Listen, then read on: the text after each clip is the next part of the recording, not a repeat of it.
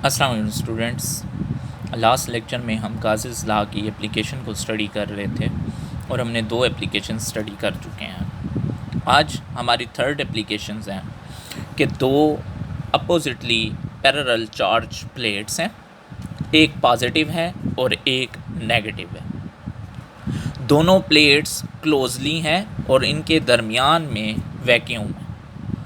अब देखते हैं कि हमने करना क्या है। हमने किसी भी चार्ज पॉइंट या किसी भी पॉइंट P के ऊपर से कि पॉइंट P इस जगह पे मौजूद है, यहाँ पे हम इलेक्ट्रिक इंटेंसिटी मालूम करना चाहते हैं। तो इसके लिए हम क्या करेंगे और इसकी वैल्यू क्या आएगी, तो स्टूडेंट देखते हैं। टॉपिक है हमारा electric intensity between two oppositely charged parallel plates. We consider two oppositely charged parallel plates which are separated closely and having vacuum between them. हमने 2 oppositely charged parallel plates ले ली, एक पॉजिटिवली चार्ज होगी और एक negative होगी। आपकी मर्ज़ी है ऊपर पॉजिटिव रखें या नीचे नेगेटिव रखें, ये आपकी मर्ज़ी है। दोनों क्लोजली सेपरेटेड हैं, मीन के दोनों के दरमियान फासला बहुत कम है और वैक्यूम इनके दरमियान में मौजूद है। मीन के इस सूरत में अगर हम प्लेट्स की बात करें जैसे कि कैपेसिटर में होता है, तो इसके दरमियान में कोई डाइलेक्ट्रिक मटेरियल मौजूद नहीं है। The charges are essentially concentrated on the inner surface of the plate.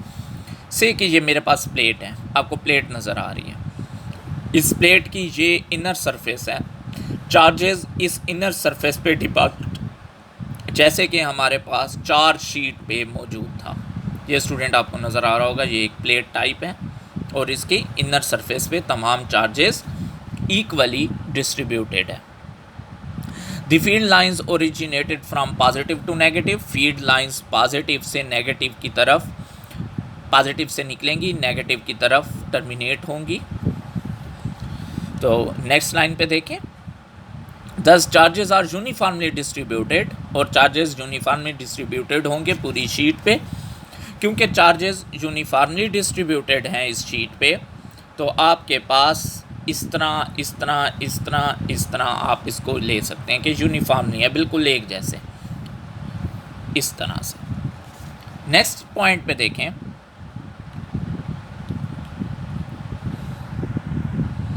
Next point पे देखें कि इस सूरत में सरफेस चार्ज डेंसिटी क्या होगी, sigma is equal to Q over ए।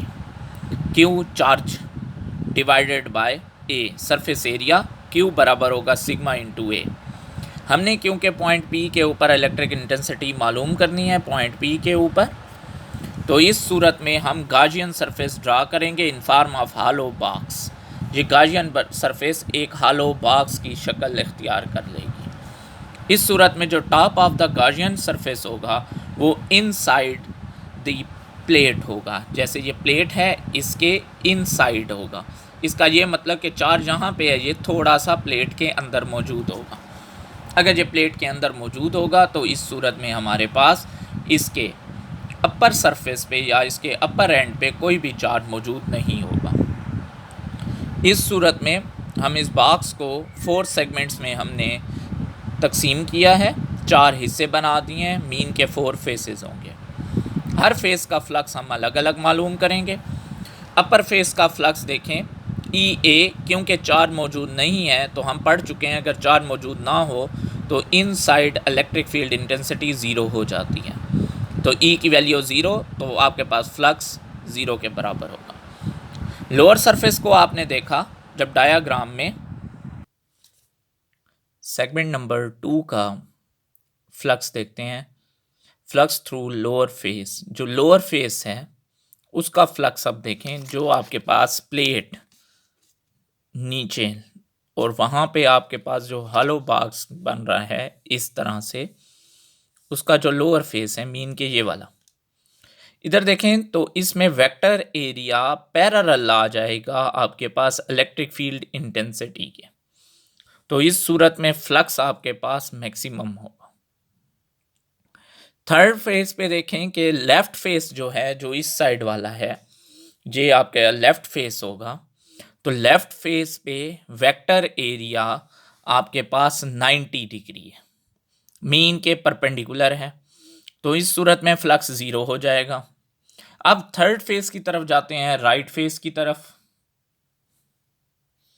अब स्टूडेंट्स राइट फेज को देखते हैं। राइट फेज का फ्लक्स आपके पास ज़ीरो होगा, क्योंकि जैसे कि लेफ्ट का था वैसा ही राइट फेस होगा। तो इस सूरत में आपके पास फ्लक्स ज़ीरो आएगा। उसकी रीज़न क्या है ज़रा आप देखें। उसकी रीज़न ये है कि आपके पास वेक्टर एरिया और ई आपस में परपेंडिकुलर थे। अब टोटल फ्लक्स की तरफ आ जाएं। टोटल फ्लक्स इन तमाम फ्लक्सेस के सम के बराबर होगा। जितने फेसेस थे उनका जो फ्लक्स हमने कैलकुलेट किया था उसके सम के बराबर है। अब फाई ऑफ ई की तरफ आ जाएं। फाई ऑफ ई बराबर है phi of 1 plus phi of 2 plus phi of 3 plus phi of 4। तो टोटल जब आपने वैल्यूज पुट की तो ज़ीरो फ्लक्स फर्स्ट का, सेकंड का ई ए, थर्ड का ज़ीरो, फोर का ज़ीरो, तो टोटल रिजल्ट आपके पास आ गया ई ए। अब गास लॉ को अप्लाई करते हैं, क्योंकि ये गास लॉ की एप्लीकेशन है तो इसका ये मतलब कि यहाँ पे गास लॉ अप्लाई हो सकता है। आपके पास रिजल्ट आता है गास लॉ से। Gauss law is equal to phi of E is equal to epsilon naught into Q. Q आपके पास बराबर है सिग्मा इंटू ए। पुट कर दी वैल्यू, इक्वेशन 2 आ गई।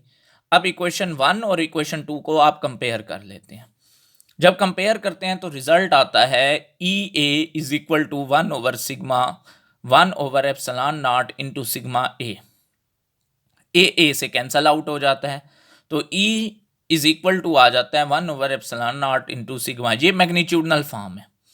क्योंकि इलेक्ट्रिक इंटेंसिटी हमारे पास वेक्टर फॉर्म में है तो हम इसको vector form with position vector लिखेंगे। तो E is equal to epsilon naught into sigma r position vector into in term of unit vector. अब इस तरह से हमने इन तमाम एप्लीकेशंस को पढ़ लिया है। स्टूडेंट, ये तमाम एप्लीकेशंस लॉन्ग क्वेश्चन का हिस्सा है। इसको अच्छी तरह से आप लोग स्टडी करें। इंशाल्लाह नेक्स्ट लेक्चर में नेक्स्ट टॉपिक के साथ मिलेंगे। अपना ख्याल रखें। अल्लाह हाफिज़।